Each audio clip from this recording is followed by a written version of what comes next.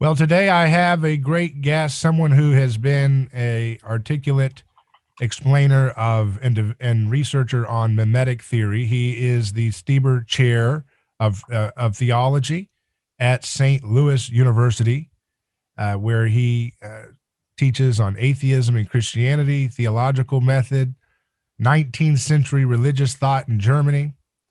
And it's a great honor to have Professor Grant Kaplan with us. How you doing, Grant? I'm doing well, thank you. Thanks so much for being here. Yeah, well, it's great to talk to you because I like to get into mimetic theory and apply it to so many different things. And yet I also like to have folks who have been doing a lot of this work. You were able to meet René Girard, so that's pretty cool, right? To have that as something you were able to do. Yes, it was a great privilege to meet him.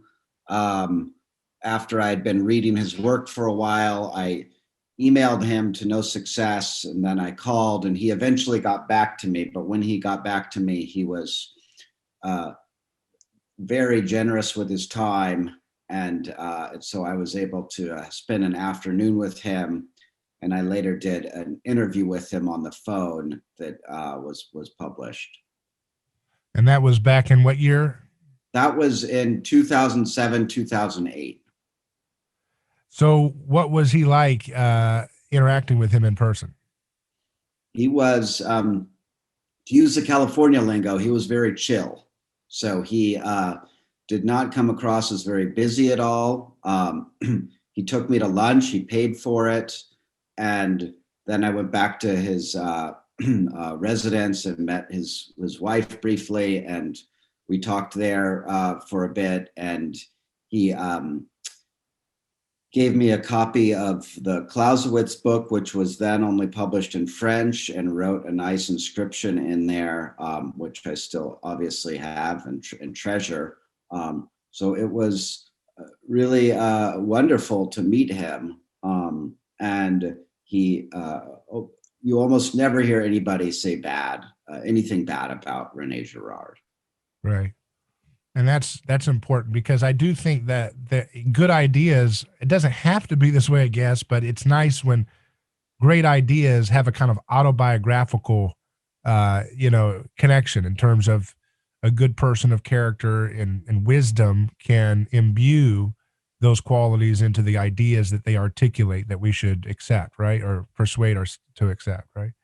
Yes. So there are good reasons for wanting the intellectual and the moral virtues to be sort of paired in people, especially people who we like, imitate, admire, study, all those things.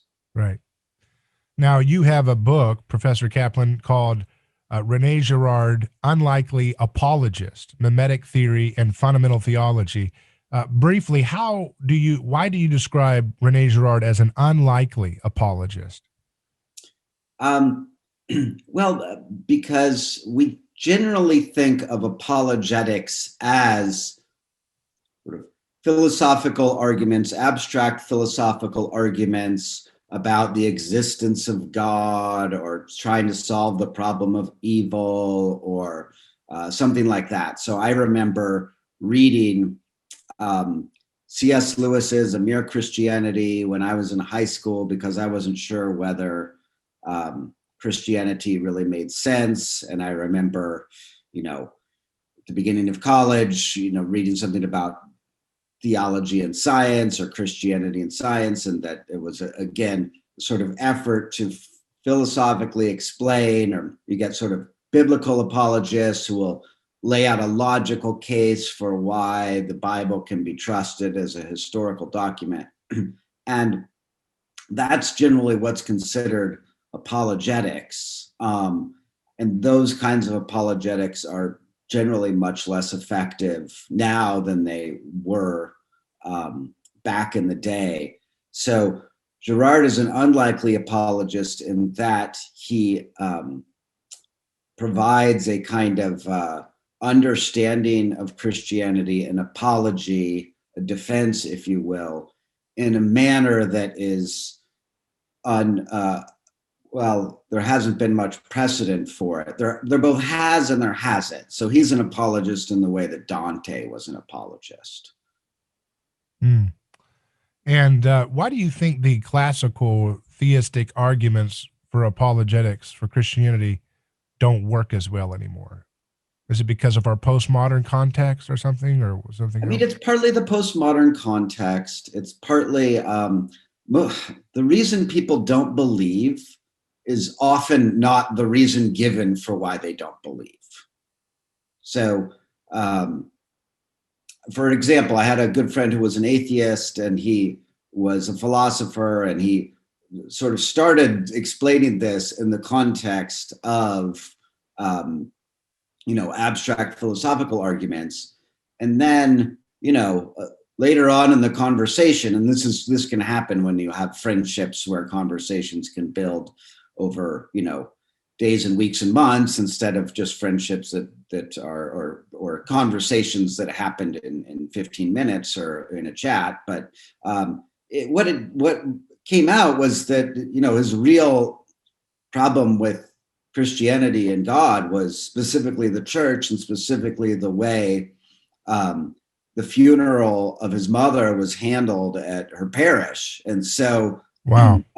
that, it's one anecdote. And I think the traditional arguments are important. It's important that people know them. It's important that people have their metaphysics straight if they're going to believe in God, especially if they have a kind of intellectual bent to them.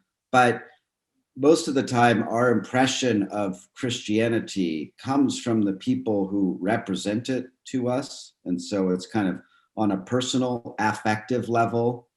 And so if you asked me, why do you believe in God, or why do you consider yourself a follower of Jesus?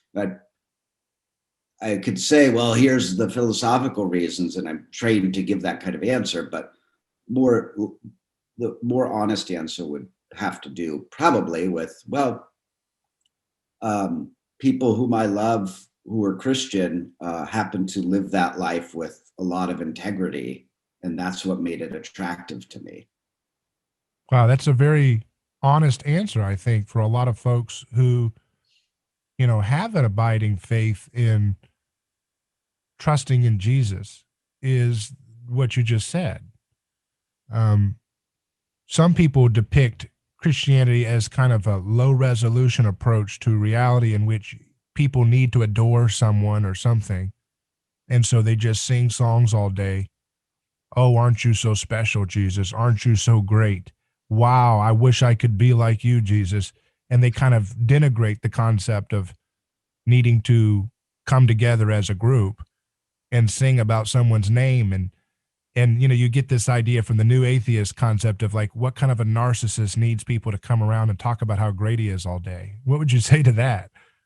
Well, I mean, the problem with the way we think about praise and praising God, and the Psalms implore this, is that God's not like us. God's not, an insecure person sitting over there saying, oh, I hope I get a positive review on Amazon of my book. It'll make me feel so much better. So we praise God to say something true about ourselves, not to make God feel better. And the truth about ourselves is that we are creatures.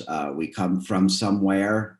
We didn't self-generate or self-expostulate ourselves. And so prayer in the form of praise is one way to do that. But of course, one is missing the point if one thinks that the point of doing this is so God will feel better about God's self or himself, so God doesn't get mad and give me cancer. I mean, that would be theologically problematic.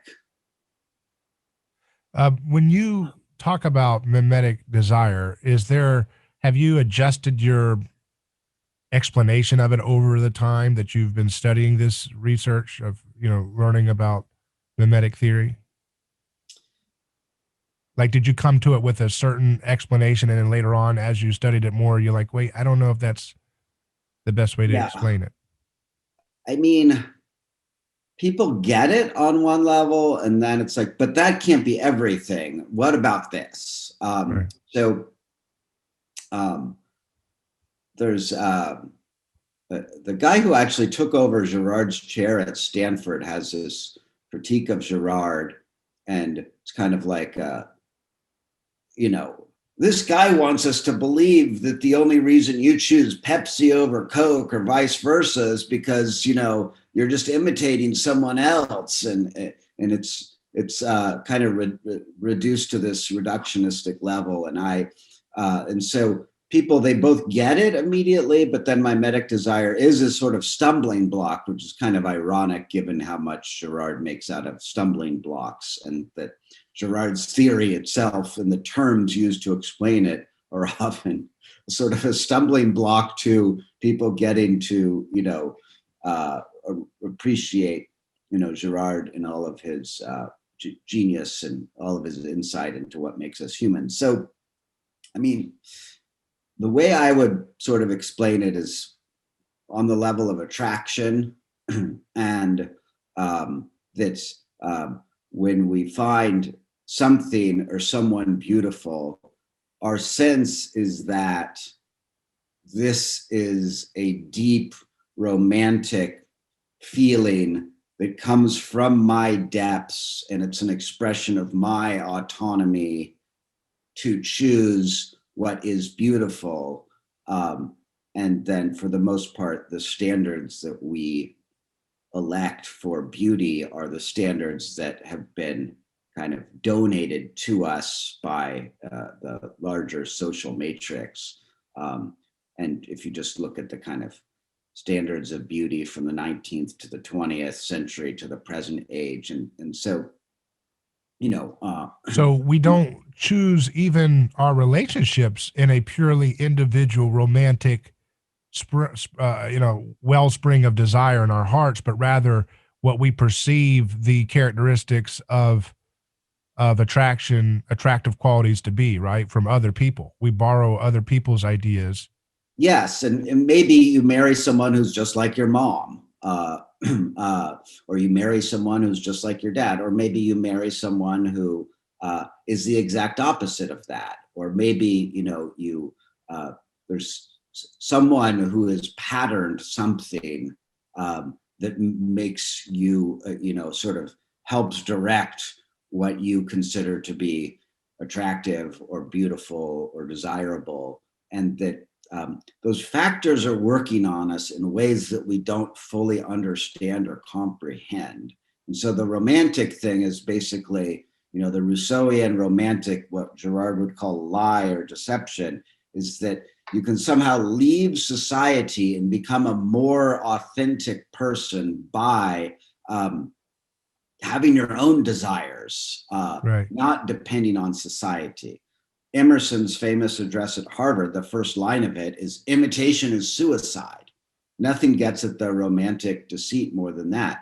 And that we want to think this way all the time. We don't want to think that we're dependent for our ideas and all kinds of things on other people, and our attractions and our tastes and this sort of thing. So but these factors are at work in us, almost like a kind of undercurrent.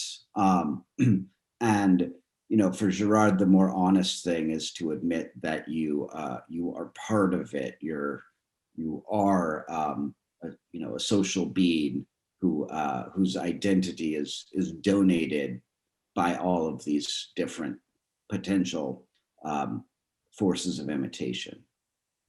So we are looking around and we don't know what to desire. So we end up picking up unconsciously the behaviors, the patterns, the appetites, the mannerisms, the language from those around us. We're like sponges. We consciously do it and we unconsciously do it, which is a little tricky for people. Like you said, some people, like you were saying, the caricature of, oh, you're telling me that we pick our, food items and everything based on every choice we make, we had to look at somebody. It's not all conscious, but some of it is, right? Yeah, some of it certainly is. I mean, right now I'm talking to you in a way, and I'm trying to project some kind of intelligence or authority or authenticity or whatever it is. And the fact is that I have models for this. I have professors, and I'm thinking of a couple of them right now, who I probably did pick up some of their patterns of speech, or verbal tics, because they represented to me a form of intelligence that I found desirable. Now, I never said I want to be just like this person, but yeah, how one speaks doesn't just come in a vacuum. I mean, language, nothing's more imitative than language, nothing's more social than language.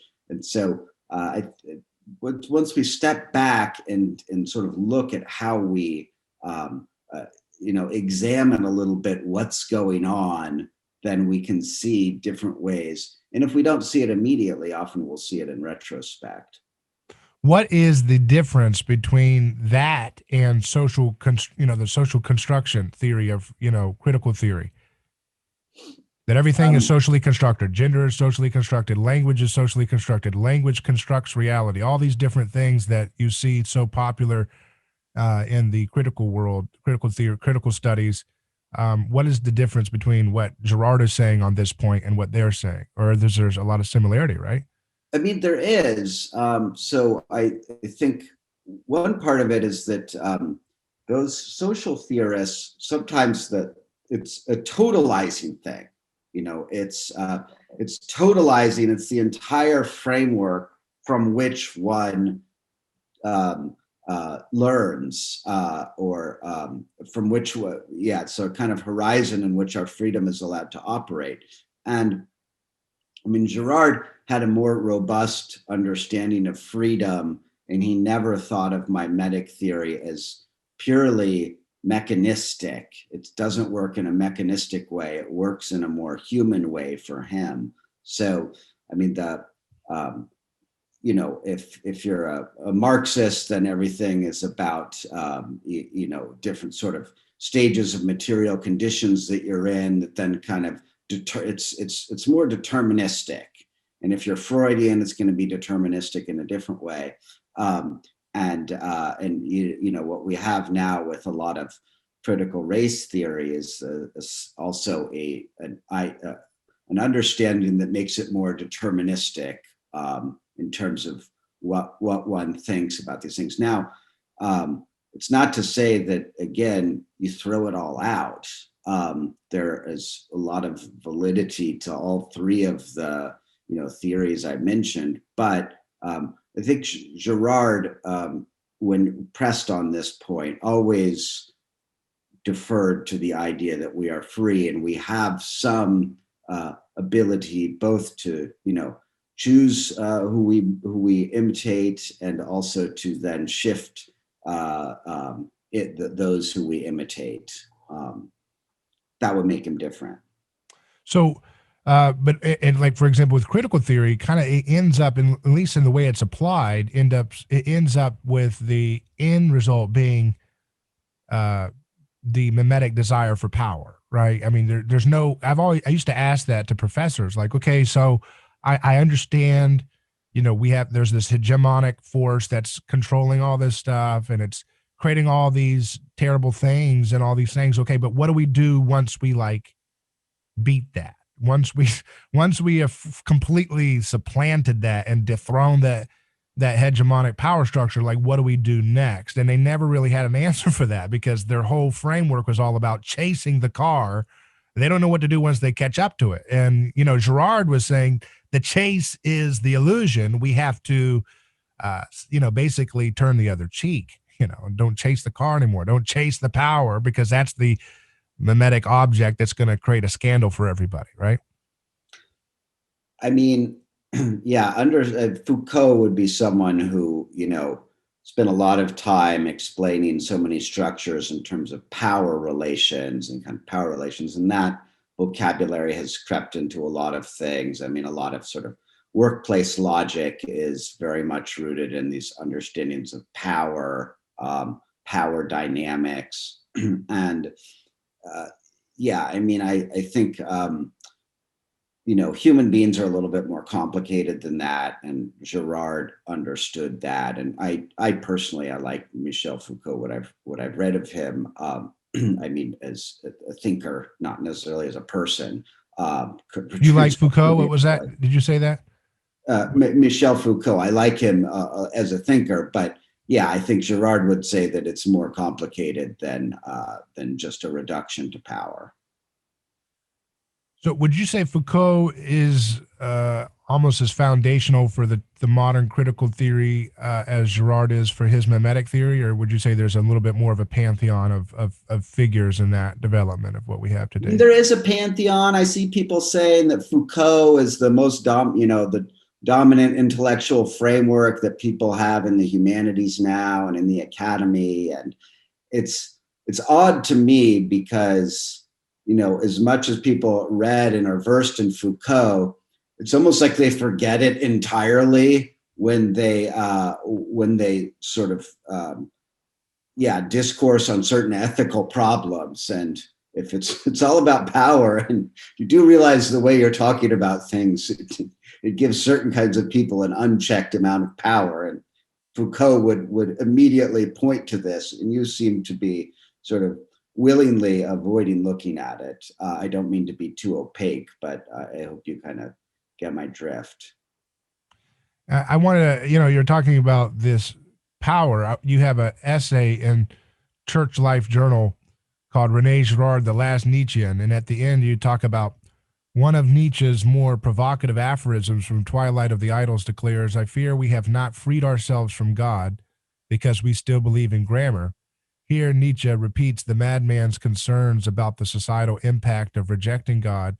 If one substitutes victims for grammar, then the point comes into even greater focus.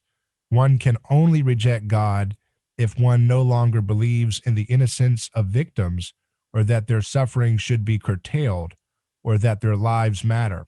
A mimetic theology of atheism demonstrates how this position arises from the unveiling of the true nature of the biblical God and the radical reorientation that underlies the most basic affirmation of this God. So, in some sense, you're suggesting that to believe in God is to believe in the innocence of victims. Is that right? Yes. So specifically the Christian God.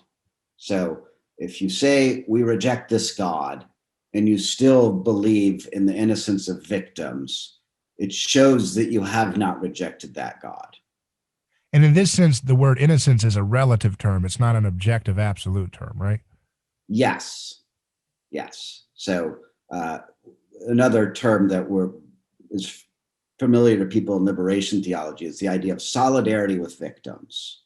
So a lot of people consider their kind of moral authenticity to be determined on whether or not they're in solidarity with victims. And today, you can be in solidarity with victims as an atheist or as agnostic or a member of any religious tradition. It's not something exclusive to Christianity, but Girard would say it is the fundamental biblical idea. Would that mean that an atheist who is in solidarity with victims is actually believing in God and they just don't know it? Or that would be a kind of Ronner's idea of a kind of anonymous Christianity. That if you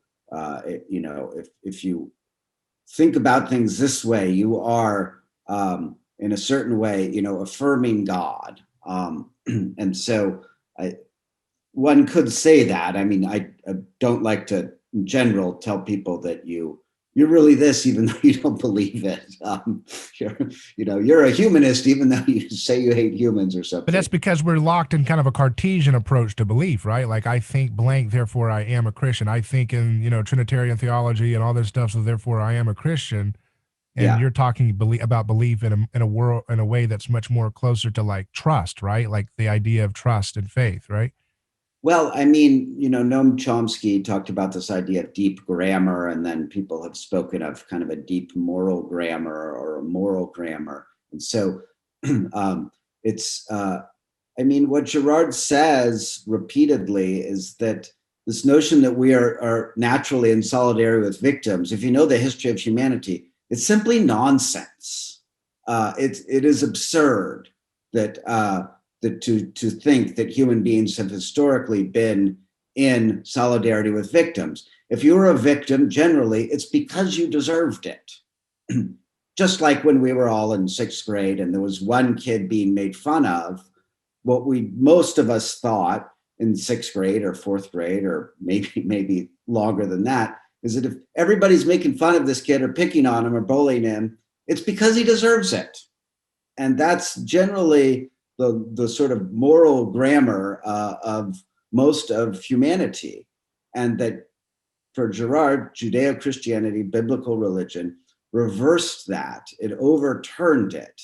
And Nietzsche also saw that. That's what he talked about when he talked about a genealogy of morals, that we went from a master morality to a slave morality.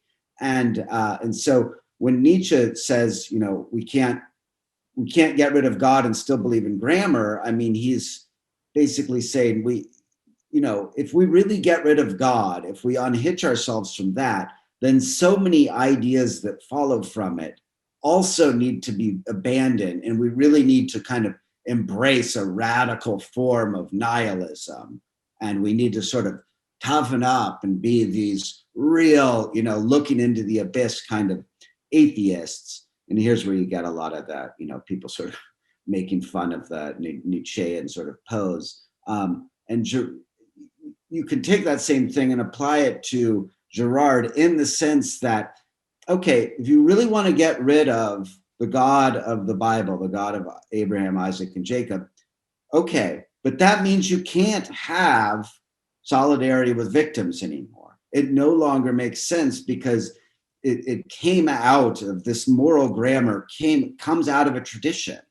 And if you're rejecting that tradition, you can't, now you can, it doesn't mean that you can sort of demand, no, you're not allowed to be in solidarity with victims if you're an atheist. I mean, but eventually, and we don't know how long it will take, but it will fade from the culture, and we're already seeing this in some places. But you're unhooking the cart from the horse, and eventually the cart just kind of goes off in another direction.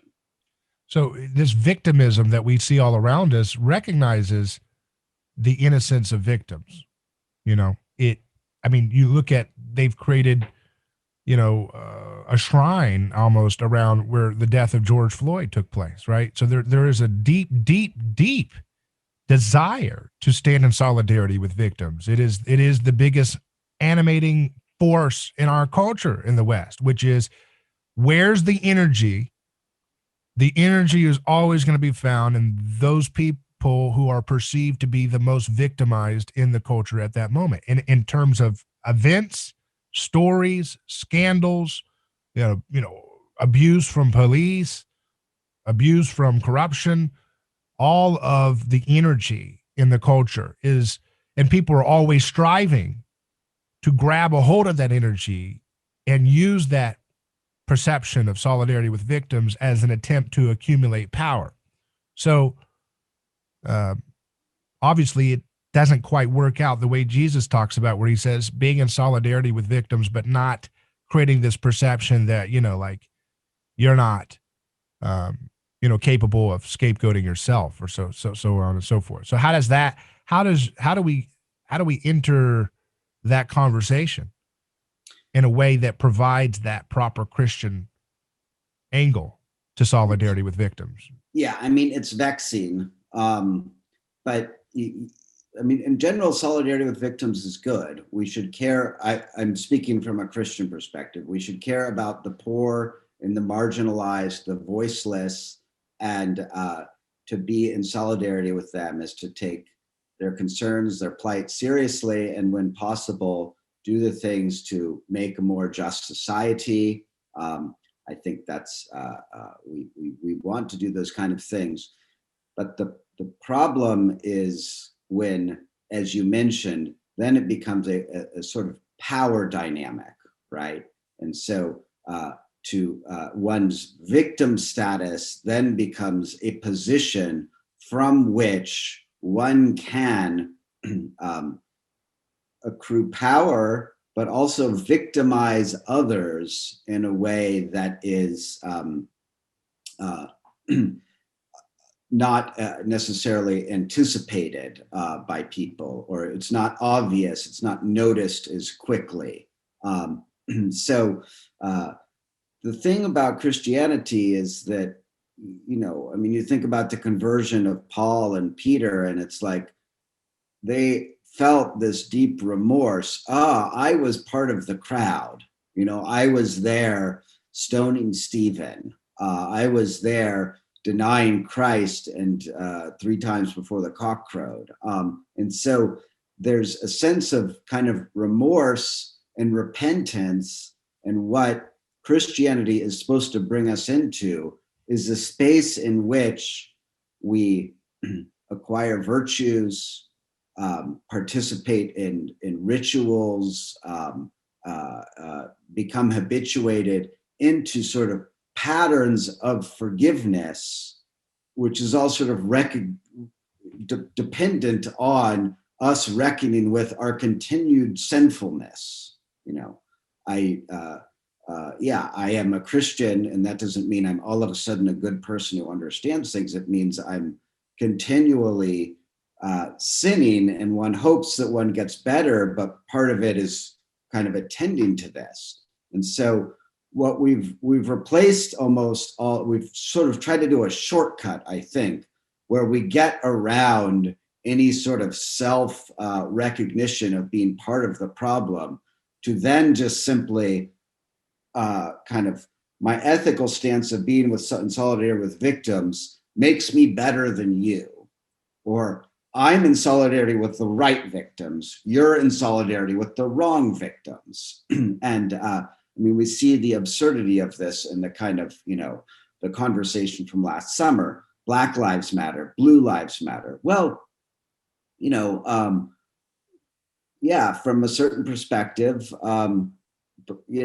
there's a greater claim to victimhood in one group than another, right? And so it's like, I'm on the side of the right victims, you're on the side of the wrong victims, or you're posing as it. And when we get into that space,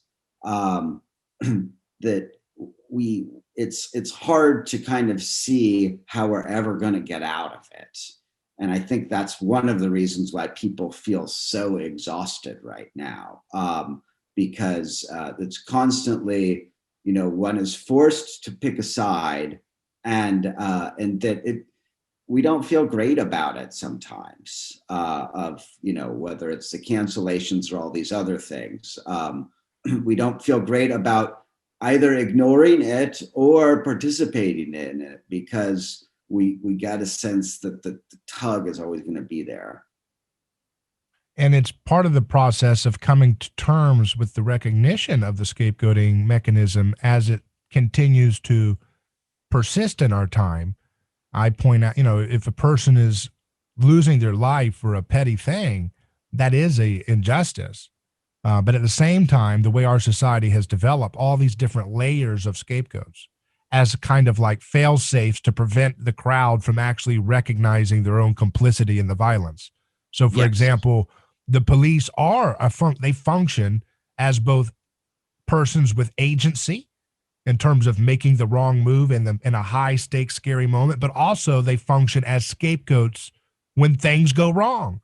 When, I tell people all the time, they made t-shirts saying, "I can't breathe" about Eric Garner, but they did nothing to get rid of the law that allowed for people armed with the option of deadly force to arrest a man for selling unlicensed cigarettes. I mean, that's the occasion for the scandal to occur. And society doesn't want to say, hey, wait a second, we're the voters that elected these people that keep these laws on the books. So there's different fail-safes that they have to prevent the human person from recognizing their complicity with these bad things. So they say, well, it's the police. The police have this problem. They're biased.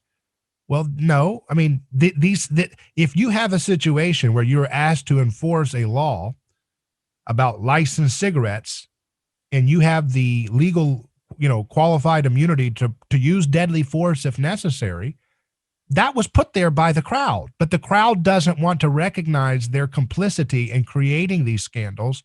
So they say it's the police. And if that doesn't work, they say it's the politicians. It's this or that, or it's, the social construction of whiteness. But the problem is that the record of history shows that when you give human beings this kind of power, it will inevitably result in abuse and oppression. But nobody wants to talk about that, you know? Yeah, no, I mean, and I grew up a liberal in some ways. I still have those kind of, moral leanings. But I remember just being outraged by an oil spill. It was one of those egregious oil spill things. And it was this time it just seemed like they're really guilty. And I was talking with a friend of mine, a scientist who's coincidentally a Girardian. And he's like, but you're so outraged at this company, British Petroleum or whoever it was.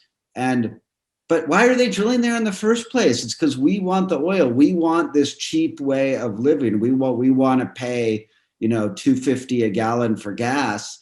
And that, yeah, but we're outraged at them, and it's a way to kind of exculpate ourselves. Well, it's all their fault, so therefore it's none of my fault. And you get that with environmentalism, with policing justice, all these sorts of things that we ultimately have, as a society, as a democracy, at the very least the power to choose who's going to represent us. And that you're right, there are laws that are in place, and a lot of people then they just want to kind of blame the cop and stop it there. And so, as much as I, have a kind of moral revulsion at the police brutality that we've all sort of seen on camera, it's not enough simply to say that cops are the problem, either individual bad apple cops or policing culture. Like there's a wider thing that you got at there, probably more articulately than I'm getting at. Well, it's like you said earlier about how we assume that, that we could be in solidarity with victims, but even whenever there's like you said, people deserve what they got, right? And even when there's like a grand jury investigation that we hear about in the news, we automatically, even people who are like naturally going to be like ideologically against something, I mean, give an example. So I am against victimless crime laws, right? Nonviolent crimes, no victim, no crime. That's my big, I think that's a big thing to explain if you're a Christian, but I understand there's differences on that. But like, even if I see a news story that says so-and-so is being investigated for some kind of crime, and I'm like, wait, where's the victim on it? But still there's this subconscious gross factor that we have, that if the special prosecutor has been called, there's something gross or icky about the person, right? Even though like intellectually I'm like, no, that there's no victim there, that there's no reason for me to be feeling this way. But we're so trained to feel like the otherization is taking place, and we still feel this kind of factor, like, oh, I don't want to be around that. And I think that's from the scapegoat mechanism. Those are vestiges of that still persist, in our time. Richard Beck has that book called Unclean, and he just talks about how there's these, different kind of experiments you run, and you have a cockroach in a glass of orange juice, and you take it out and you give it to someone and say, oh, do you want to drink it? No. Right. Okay. I wouldn't want to drink it. And then, it's like, okay, so we put it through this purifier and all of the contamination is out. So the orange juice is 100% clean. Do you want to drink it now? And a lot of people still say no. And it's this notion of like contamination. And I mean, one of the metaphors in the Psalms for sin is like stain, it's a stain. And we have obviously the, Lady Macbeth notion of sin as stain. That's probably more culturally closer to us. But yeah, it's something stained, it's tainted, and it can't be sort of untainted again. And so, I mean, I guess one way to sort of understand ourselves is what are the crimes, what are the kinds of people who are forever tainted, and I taught in prison a few years ago some high felony type people, and and I mean, people who are in there for murder, and one guy is potentially getting out, and it's for society, for a large part of society, it's still the case that you did this thing 30 years ago. You're like forever tainted. But I think that's like the odd thing is a capital offense that's shifting, and that we're more likely to be lenient to someone 30 years after, if he's repentant, we could say, okay, maybe you can rejoin a part of society. And I think the sexual crimes now are the ones that are just like, you're forever tainted by this. And And then maybe that's better. I don't know, but it's just simply an observation that for some people, like this, the stink can never go away. And then we have all these other ways of like denying the gravity of what takes place in the taking of life. Ashley Babbitt was the Trump supporter who was storming the Capitol. She gets shot and killed. If that, I believe if that was another case, if that was a left-wing person storming the Capitol when Trump first got elected, I think the media narrative would be a little different on there based on their biases. But it's considered like, well, that's not really a story that's going to be told as compassion for people losing their life. Same thing with like soldiers and wars. So many folks end up losing their life overseas because of, for example, the insurrections that our government, stokes around the world. But somehow, some way, if the insurrections in Damascus, if it's in Libya, if it's in Yemen, if it's something that we started with the Arab Spring, somehow the distance between us and the carnage that our government that we elect to represent us does, those lives don't seem to matter as much as compared to something closer to home, like the storming of the Capitol in DC. That what I mean? It's like, so we have all these different ways of putting distance between us and the recognition of the sanctity of life in certain cases. Does that make sense? I mean, the modern, logic around the state is generally the state's violence is necessary. And that's the long time, the way that we've looked at it. And what seems to me to be changing with policing, and policing, the reputation of policing was so high, according to polling, for such a long time, and that police were kind of neighborhood heroes, and that narrative has definitely changed. I'd say in some instances it's kind of swinging too far in a direction of kind of almost despising this profession. But yeah, I mean, there's been a real sense that no, the police are just arbitrarily out there killing people. They're basically like vigilantes, and that seems to be the kind of. And it's not that this is without basis. I mean, and that the use of deadly force has been, it seems to have been going up. I'm not certain of that, but it seems anecdotally to be going up. So I think there has almost been this kind of check, like, okay, well, now something needs to, it is no longer a necessary violence. What I like about your intuition is that, okay, well, why don't we extend that to the military things overseas and see a lot more state-sponsored violence as unnecessary. Right.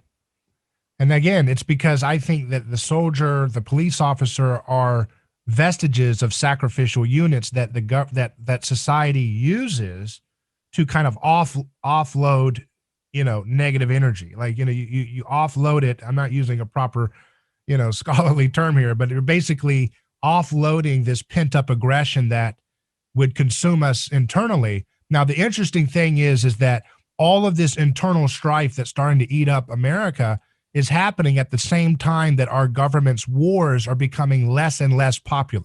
So it's as if the scapegoats of far away are not providing the cathartic high that they used to. You can trace this back for a long time, but you can go back to Vietnam, but there's this constant. Every time there's a new scapegoat, it has less and less, psychological energy for the native population at home to feel satisfied by, hey, let's go get Saddam Hussein. They're like, yes, let's go do it. That 9/11 just happened like 2 years ago or a year ago. Then it goes into, hey, let's go get Gaddafi. And we're like, really? What's that about? I thought you guys like selling weapons and stuff. And then it's, hey, let's go get Assad. And like, really? Are we still doing this? And at the same time that's happening, all of a sudden the violence that used to be off-let outside of the American empire is now coming back home to roost. I mean, Barack Obama's his old pastor used to say that, the chickens are coming home to roost. Yeah. Unfortunately, Barack Obama kind of helped accelerate that by starting some more failed interventions that kind of backfired. It's kind of like the idea in the Old Testament of the strange fire, right? That you have the wrong sacrificial ritual and it backfires and it creates scandals within the community if you don't provide the ritual in a sufficient way that everybody believes in it and says, yes, let's go send a full occupation force. Let's get rid of Assad. I mean, we just saw John Kerry and his wife having dinner with Assad a few years ago, but yeah, it sounds like let's go destroy him. He's a monster. And it's like, it doesn't work as well. So now we're starting to fracture and schism and fall apart internally. Yeah, I mean, after 9/11, there was a sort of unified sense. And even the Gulf War, I mean, the approval rating was something like 80%. And that was the same thing. I mean, you could find pictures of Bush and Rumsfeld, sitting right next to Hussein from the 80s. And then it was like, well, he's the bad guy now.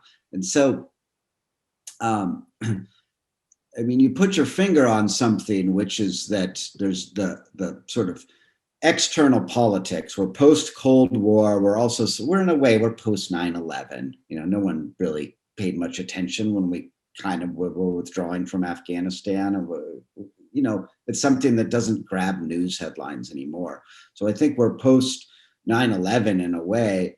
And then the question is then, I mean, what is bringing us together that prevents a kind of internal escalation of tensions?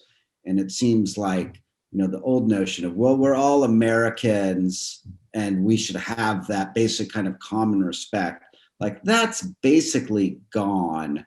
And that now it's like right and left are in permanent war with one another. It's just sort of a permanent state of, you are not only on the other side politically, but what you stand for is undermining the very existence of America, the hope of America.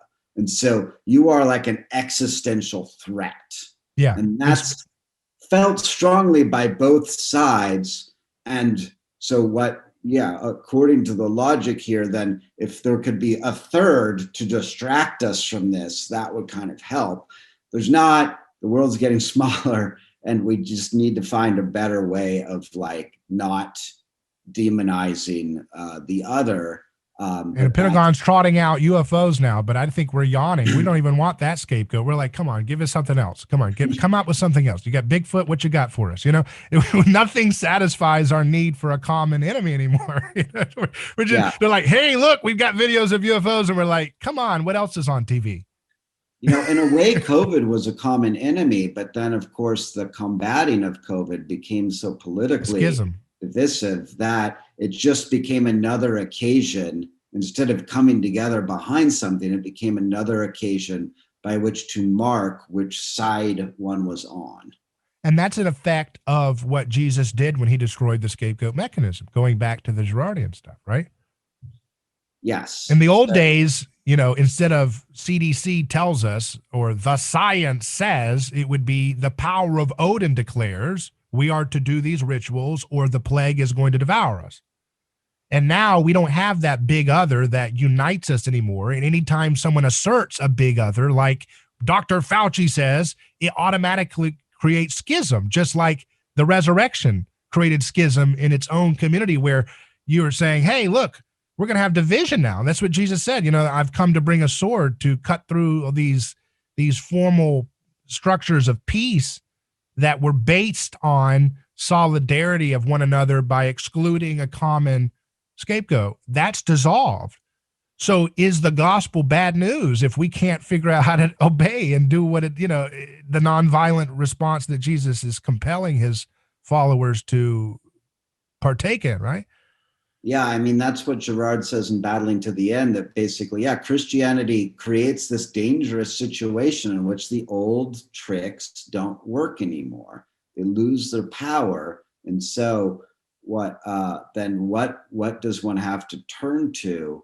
And so the old risk was just sort of scapegoating without end, a kind of Aztec thing where your logic for being is so consumed by the need to find victims that it almost doesn't allow you to do anything else. And the new situation seems to be, or the alternative problematic result would be then what you have is a kind of, scapegoating doesn't work, but then there's no kind of, love and forgiveness and ability for people to reconcile with one another. And so that, Girard talks a lot about self-sacrifice. What's different about Christianity isn't just that it's anti-sacrificial, but that it's self-sacrificial. And and so there's no greater love than this, to lay down your life for your friends. And so so sometimes in personal situations and in political and social situations, that ability to basically self-sacrifice is again, not in an aggrandizing way, like I'll be the scapegoat for everyone, is a kind of attention grabbing thing, but an authentic form of self-sacrifice is probably what we need more than anything else. And it has a way of kind of diffusing this escalation. So it's just, no, it's you, and it's a back and forth forever. And if you just simply say, okay, it's me, then it stops that, right? And the problem is that if you believe in truth, then it creates a situation in which, well, then if people just get rewarded for lying, right? Right, and that's what cancel culture is doing, where once you get the admission of guilt, then the scapegoating escalates, right? And that's the problem with that. How do you do forgiveness and acceptance of one's responsibility at the same time? Never apologize to a scapegoating mob, because then you're going to be devoured for lunch, and that's what we see. We see that with the persecution texts of witches. They have to get the confession, I am a witch, now we really got to kill you, and it's like, and that's one thing that, I am not a Donald Trump fan in the least, but one thing that he understood is that, look, there's no point of ever apologizing. Don't ever apologize. And that's a horrible way to live. Like, I have 3 kids, and if I can't get them to apologize, my gosh, who am I sending out into the world? But then when you have people totally unwilling to accept any form of apology, it's like, what kind of lesson is that giving?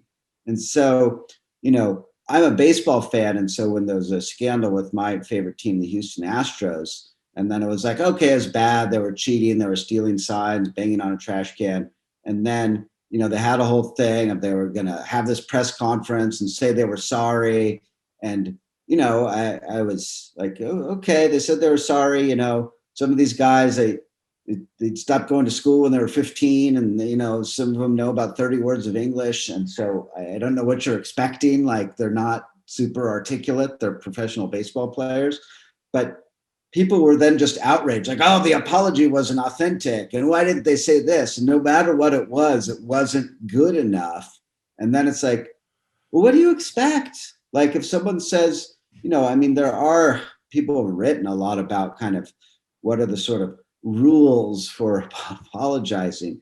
But if you're putting yourself in a vulnerable place by saying it's my fault, you need, the other side needs to give a little bit.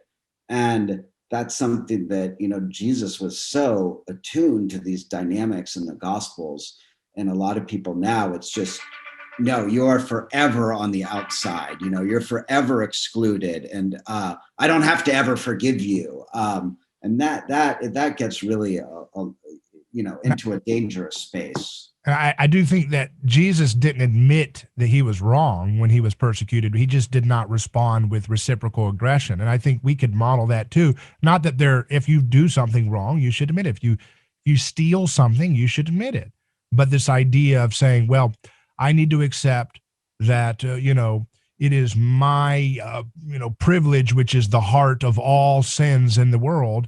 And then if I don't accept that scapegoating, then that is an anti-Christian approach to dealing with resolutions and reconciliation. A proper approach would be to say, acknowledging people's pains, but not accepting the guilt. You see what I mean? If you receive, oh, I am the vessel of guilt, what you're in effect doing is creating a kind of Christian mutated scapegoating deification of yourself. I think you see that when you see these people doing these rituals in the streets where they're all laying down saying, I can't breathe, like they're doing a liturgy. They're doing a street liturgy of these, most of these young kids are very privileged themselves, but they feel like I can self-flagellate. I can't breathe, but I will go ahead and get up and then vote for Joe Biden, who spent 50 years, doing perpetual regime change around the world, mostly on people of color, and say, I'm okay because I did the ritual. I self-flagellated and said, I can't breathe. That's cool. That's trendy.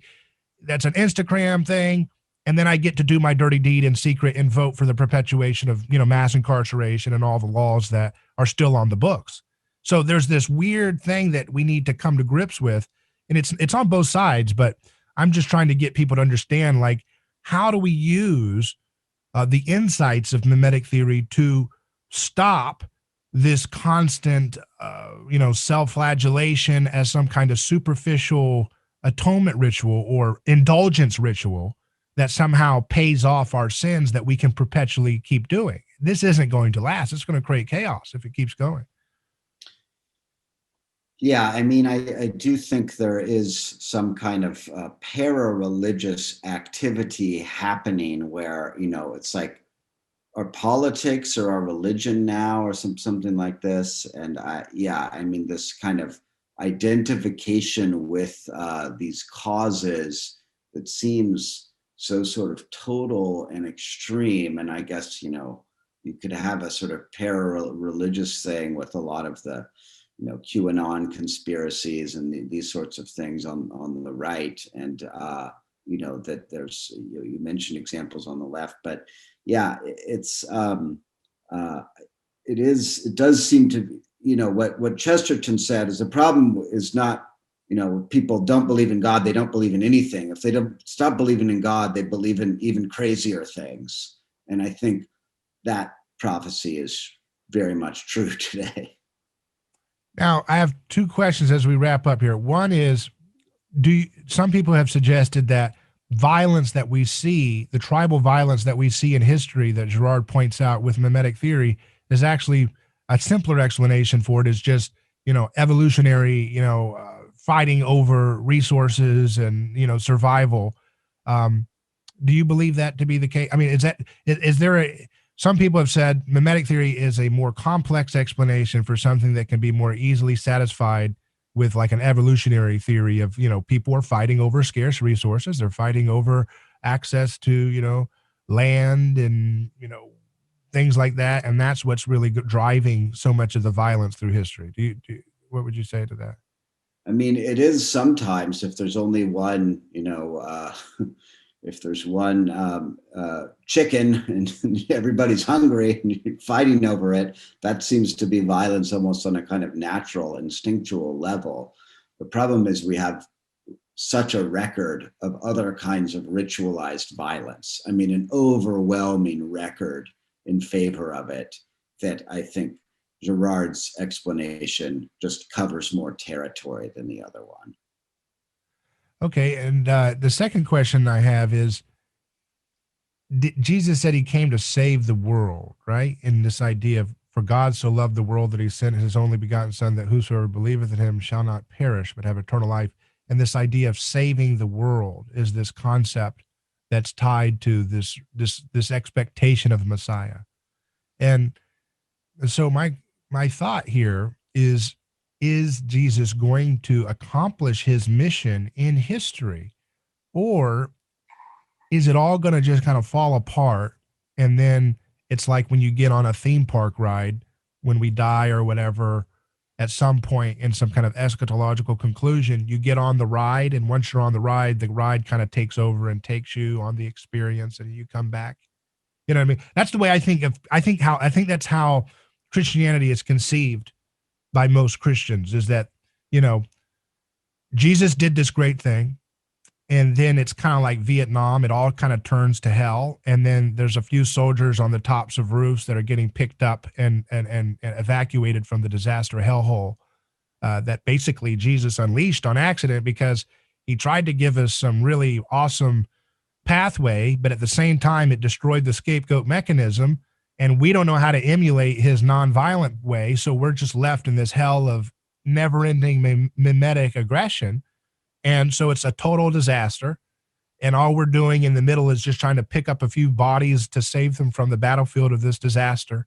And then at some point, Jesus is going to come on. And when he comes, it's like, again, I remember like going to Disney World, you get on the ride and you don't have to do anything at that point. It's kind of like set in motion. And that's the eschatological event that brings in the kingdom of God. That's how I think most Christians in various camps actually think of the end of time, that there's nothing we can do to make it better. Jesus is only going to save the world after all of this stuff totally looks like a mess. He's going to come out at the last minute, and that's when it's going to go on autopilot. We're all going to float or whatever it is. And I don't want to get into the details. I'm just saying, is Jesus going to save the world in history through his body, which he says we are the body, we are his body acting with agency on earth? Is he going to succeed? I'd be a little bit more positive about the effects of, Christianity and Judeo-Christian civilization on the world. I think overall it's been a very, very much a net positive in terms of, hospitals and universities and science and all those kind of things. And solidarity, ethical solidarity, human rights, dignity of the individual, all those things I think have been overwhelming net positives. But I think, God created the world good, and that the second coming is a lot like the first, I would say, and that God freely created the world out of love, and that ultimately what we're meant for is union with God, and that and that death is not the ultimate barrier from us having union with God. That may be too vague, but that's ultimately what I think the message is saying, and it's one that I believe in.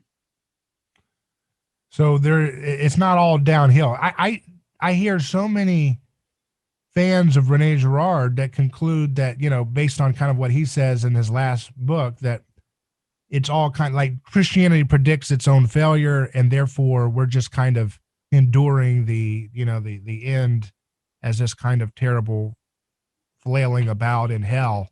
I don't know if that's exact. I'm not saying it's deterministic one way or another. I just don't know if that's actually what's happening. I take a long-term optimistic view that the fact that the scapegoat mechanism has to hide itself in ever more clever and pernicious ways to maintain its effect on people is a sign that it's a mechanism in defeat and in retreat.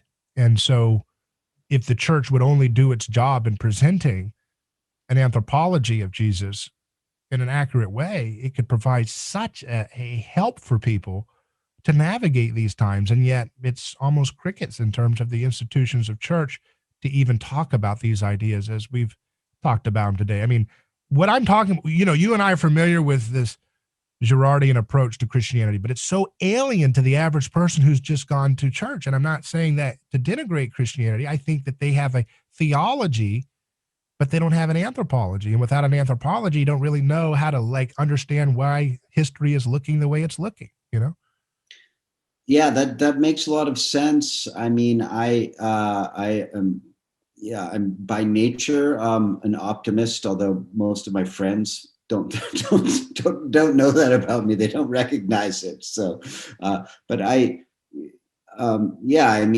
think Girard's anthropology opens up a lot of windows. But in terms of the progress, I mean, it's one saint at a time. One conversion at a time, and ultimately, it doesn't matter what kind of policies we have in place. I'd like to have better policies. I'd like to have more just laws, all that kind of stuff. But it's one person accepting grace and then living that out in a way that is graceful and recognizes the gift that's given, and sort of hands it on to others. It's just, I just don't know if there's not another way. And so what the church ultimately has always relied on is the witness of saints, and it will continue to do that. And if we don't cultivate them, I mean, what we know now is our leadership isn't very holy. I'm Catholic. I mean, we know the leadership isn't going to save the church, but it was always stupid to think that.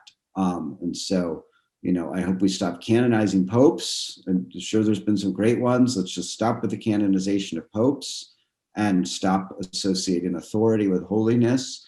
And that ultimately, you and I can live the gospel in a way that's truthful and authentic and real, and that there's no barrier, based on my lack of holding a church office from me doing that. Very well said. Professor Grant Kaplan, it's been a pleasure speaking with you. And you have a new book coming out called Faith and Reason Through Christian History, a theological essay. When's that come out, and what's it about for folks who are interested? It should be out in the winter of 2022 with Catholic University of America Press. So it's how Christians understand the relationship between faith and reason historically, from more or less St. Paul through Pope Francis. So talk about, leading figures all through Christian history and the kind of challenges they faced, and sort of end with the present moment. So questions like, science and religion and postmodernism and that kind of stuff. Thank you for your time. It's been a pleasure. Thank you, David. Take care.